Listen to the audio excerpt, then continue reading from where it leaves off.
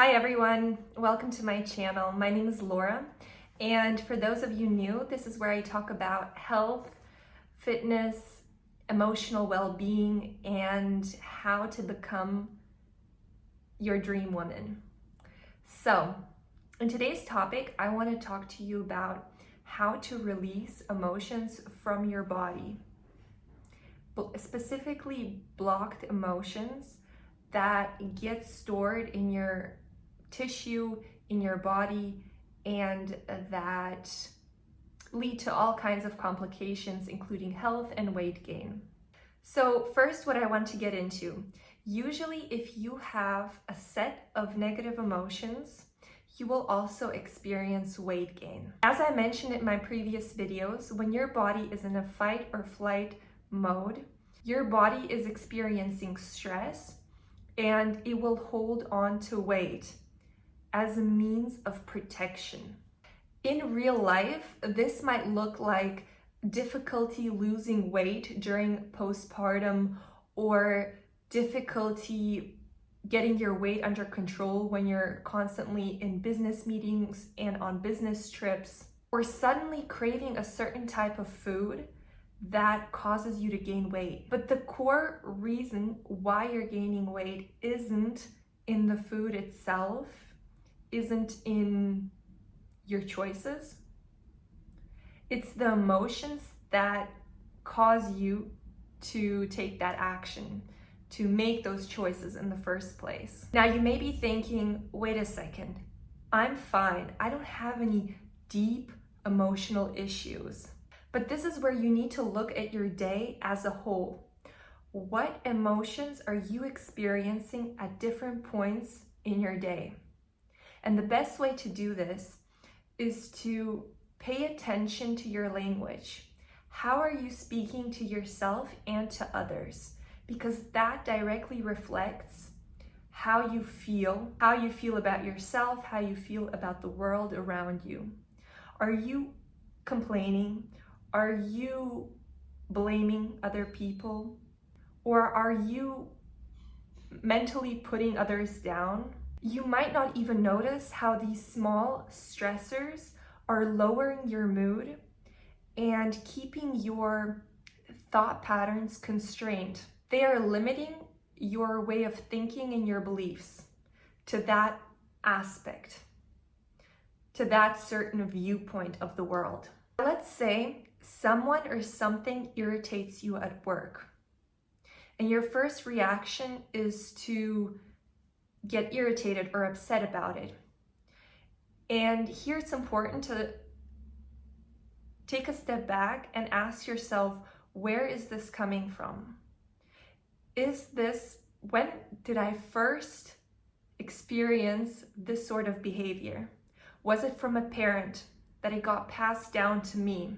Is it from my own insecurities that I'm trying to cover up with this behavior? Another way to understand what you're feeling throughout the day is to catch yourself throughout the day in the moment when you are experiencing these negative beliefs, and to ask yourself, do I really need to hold on to this belief right now? It's important to dissociate from what you are thinking, to not believe every thought that passes through your mind. And when it's negative, to question, do I really want to believe this thought? Because what happens when we don't do this at work, we take this stress home with us. Even if we feel good at home, we still have this underlying stress that is simmering, and it tends to repeat. Any emotion you feel it repetitively. Maybe it won't happen the next day, but the day after. And each belief, each emotion has its origin somewhere in your past and in your childhood when it was first developed. So why is it even important to look at your beliefs, to grow emotionally in this aspect? Because by doing so, you overcome trauma that is maybe hindering you from achieving certain goals, like losing weight, getting in the best shape of your life. we usually limit ourselves to the belief that it's all just physical. If I go to the gym, if I just don't have so many business meetings, business trips where I'm always around food, then my weight will change. But I'm here to tell you there are little things that you can do right now to naturally change your behavior around food, around exercise, and just around your body and your well-being. And that starts with inner work, with changing the way you feel and speak about certain aspects of your life. So here are the few ways that are very powerful to release emotional buildup in the body. Number one is a proven method, and it's to exercise. Exercise makes you release dopamine, but not only that, it will release negative emotions from your muscle tissues, from all your tissue in the body. And this can be done with cardio, weight training, whatever you enjoy. And here's the thing, it doesn't have to be prolonged. It can be just a 15 to 20 minute workout or 15 to 20 minute stretch in the morning or at night. That will already make a difference in how much your body releases emotions. Especially muscle groups like the hips and back, they store a lot of emotions. And moving and exercising and stretching those areas, that's where you will feel the most difference. Because like I said, it is the bigger muscle groups, they store more. And here's the interesting correlation.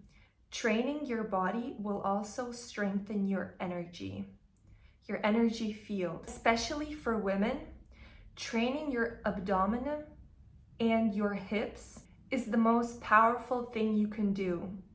Because in the abdomen is where the energy for creating life lies. It's the most powerful energy. So strengthening your core and your hips is going to spark your sensual energy. It will not only make you feel more feminine, make you look and feel more feminine, it will also spark your creativity and your ability to create in your work life, in your business, in your relationship, or in your family. And by the way, men love this energy, they crave it. So it will automatically make you also more attractive. So a tight, strong core or stomach and strong hips, which also gives you that natural or trained S shape, that hourglass shape. It's a reflection of your emotional strength and resilience. You're not as susceptible anymore to outer influences, outer emotions from other people. I have highly effective hourglass workouts on my channel that you can check out. I have perfected them over the years. So practicing them will not only make you look amazing, but it will also make you feel really good in your body while sculpting that hourglass shape if you do them consistently. I would say every few days, I always do one of my core and pelvic exercises. So check them out and start feeling the difference. Also, another very powerful way to release emotions from your system, your gut, your tissue, is to journal. And I only recently started practicing this, but I realized that it's very powerful. Just the motion of writing things down from your head to from your body into the pencil and on paper. It just gets everything out of your system. And what I like to do is I just like to write all my feelings my experiences, what I thought about it. And then I like to take a minute and just read it, see what I wrote down, and think to myself, is this really something I want to believe? And what do I want to actually believe about the situation? How do I want to speak about the situation? How do I want to feel about it so that it feels empowering, it feels uplifting? What I like to do is I like to imagine the best version of myself, the woman I want to become. How would she feel about the situation, about those people that I'm writing about whatever it is I want to rephrase? How would she feel about it? And then I write it down underneath, and it really does wonders because it takes, first of all, it's like an outlet for your emotions, but then you do the inner work by rephrasing, by stepping into a better version of yourself.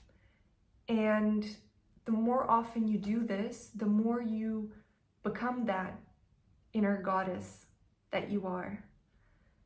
The more you become her and you go step away from your old identity. At this point, I also want to mention the most important and the most effective way of releasing blocked negative emotions from the body, and that is through hypnotherapy. You can imagine hypnotherapy like a surgeon doing his surgery to remove something that is causing disease in the body. Similarly, a hypnotherapist works with the blocked emotions in the different energy centers. The basis of hypnotherapy is working with your emotions, with your subconscious, where all your emotions are stored, where they exist. Like I mentioned in previous videos, your energy centers, each energy center is responsible for a different type of emotion. So for example, if you feel abandonment or rejection, it will probably be felt in the heart area. And then there's issues with self-worth, or everything that has to do with your self-worth will probably be in your solar plexus. Healing these emotions through hypnotherapy or other practices. I mean, there are other practices that do a similar job. For example, breath work. I'm not very familiar with breath work, but I know that it also releases these stored, these blocked emotions in the different regions of your body, in the different energy points. And then there's also meditation. If practiced regularly and done very focused, it can also heal wonders in your body. Joe Dispenza is a scientist who specifically talks about and studies the science of meditation and what it does with the body and with the brain. I love his books. I think you should check them out. They are very scientific, but very understandable. And so what hypnotherapy does is it goes into the root of the emotion you're feeling. Let's just say you have stress, right? And you think that it's caused by a certain situation in your life. But if you look at your life as a whole, you most likely have had the same emotion, just a different situation, just a different crisis or problem. But the emotion is very similar and has a root cause, a root origin. And that is created in your childhood by past experiences, trauma, and so on. And because you have created in your subconscious this feeling, the body will, it's like it's programmed, right? It's programmed in the subconscious that life has to feel a certain way.